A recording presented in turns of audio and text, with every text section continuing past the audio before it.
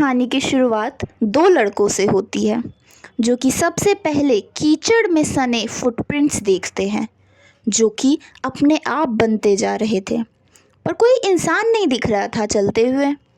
इस मिस्ट्री का एक्सप्लेनेशन ये था कि ये फुटप्रिंट्स एक साइंटिस्ट के थे जिसका नाम ग्रिफिन था।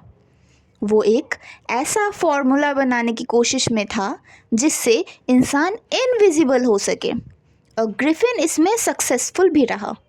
उसने एक ऐसा ड्रग बनाया जिसे लेके कोई भी इंसान इनविजिबल हो सकता था और बस टच किया जा सकता था।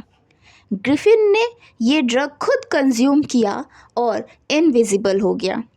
वो जिस घर में रहता था उसे भी उसने आग लगा दी क्योंकि उसकी मालकिन से उसकी पटती नहीं थी। अब उसके पास ना तो रहने के लिए घर था, ना खाना और ना पहनने के लिए कपड़े, क्योंकि पूरी तरह से गायब होने के लिए उसने अपने सारे कपड़े खोल दिए थे।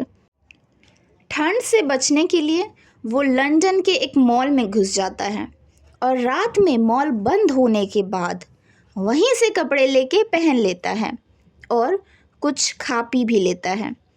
इसके बाद वो वहीं कंबल ओढ़ के सो जाता है। अब अगली सुबह ग्रिफिन के उठने से पहले ही मॉल के दो लोग वहाँ पहुँच जाते हैं और उसे पकड़ने के लिए दौड़ने लगते हैं। तो ग्रिफिन भी दौड़ते दौड़ते अपने सारे कपड़े उतार लेता है और फिर गायब हो जाता है। अब वो ठंड से बचने के लिए एक थिएटर कंपनी से कुछ बैंडेजेस, नकली नाक, बड़ी सी हैट, ग्लासेस ये सब ले लेता है।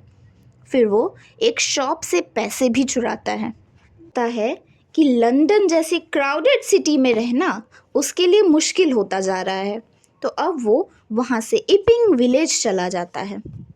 वो विलेज एक लोकल होटल में 2 रूम्स बुक करता है। उस होटल के लैंडलॉर्ड की वाइफ मिसेस हॉल ग्रिफिन से बात करने की कोशिश करती है, पर वो उनसे बात नहीं करता।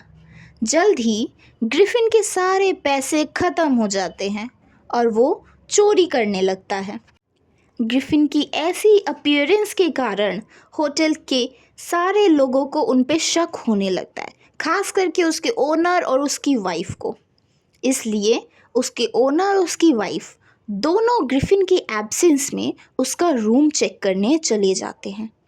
इस बात से ग्रिफिन को बहुत गुस्सा आ जाता है। वो होटल का फर्नीचर फेंकने लगता है। ये सब देखकर ओनर और उसकी वाइफ डर जाते हैं और सोचते हैं कि यहाँ कोई स्पिरिट है और इसका कारण वही अनयूजुअल गेस्ट है, यानी कि ग्रिफिन।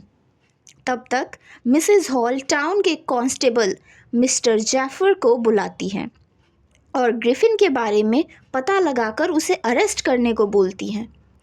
इन सब से ग्रिफिन और परेशान हो जाता है और अपनी आइडेंटिटी रिवील करने की सोच लेता है।